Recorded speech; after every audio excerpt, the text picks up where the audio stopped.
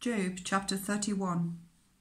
I made a covenant with my eyes not to look lustfully at a virgin. For what is our lot from God above, our heritage from the Almighty on high? Is it not ruin for the wicked, disaster for those who do wrong? Does he not see my ways and count my every step? If I have walked with falsehood, or my foot has hurried after deceit, let God weigh me in the honest scales, and he will know that I am blameless. If my steps have turned from the path, if my heart has been led by my eyes, or if my hands have been defiled, then may others eat what I have sown, and may my crops be uprooted. If my heart has been enticed by a woman, or if I have lurked at my neighbour's door, then may my wife grind another man's corn, and may other men sleep with her.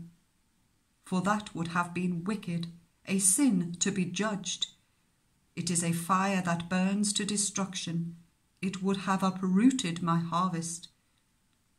If I have denied justice to any of my servants, whether male or female, when they had a grievance against me, what will I do when God confronts me? What will I answer when called to account? Did not he who made me in the womb make them? Did not the same one form us both within our mothers? If I have denied the desires of the poor, or let the eyes of the widow grow weary, if I have kept my bread to myself, not sharing it with the fatherless, but from my youth I reared them as a father would, and from my birth I guided the widow. If I have seen anyone perishing for lack of clothing, or the needy without garments, and their hearts did not bless me for warming them with the fleece from my sheep, if I have raised my hand against the fatherless, knowing that I had influence in court, then let my arm fall from the shoulder, let it be broken off at the joint. For I dreaded destruction from God, and for fear of his splendour I could not do such things.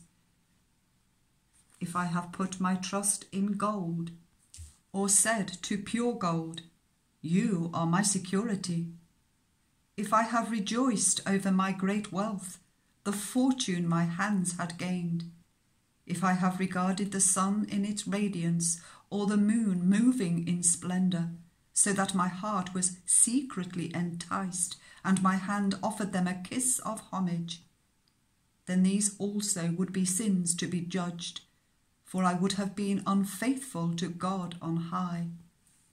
If I have rejoiced at my enemies' misfortune, or gloated over the trouble that came to them, I have not allowed my mouth to sin by invoking a curse against their life. If those of my household have never said, who has not been filled with Job's meat? But no stranger had to spend the night in the street, for my door was always open to the traveller. If I have concealed my sin, as people do, by hiding my guilt in my heart, because I so feared the crowd and so dreaded the contempt of the clans, that I kept silent and would not go outside. Oh, that I had someone to hear me! I sign now my defence, let the Almighty answer me. Let my accuser put his indictment in writing. Surely I would wear it on my shoulder, I would put it on like a crown. I would give him an account of my every step. I would present it to him as to a ruler.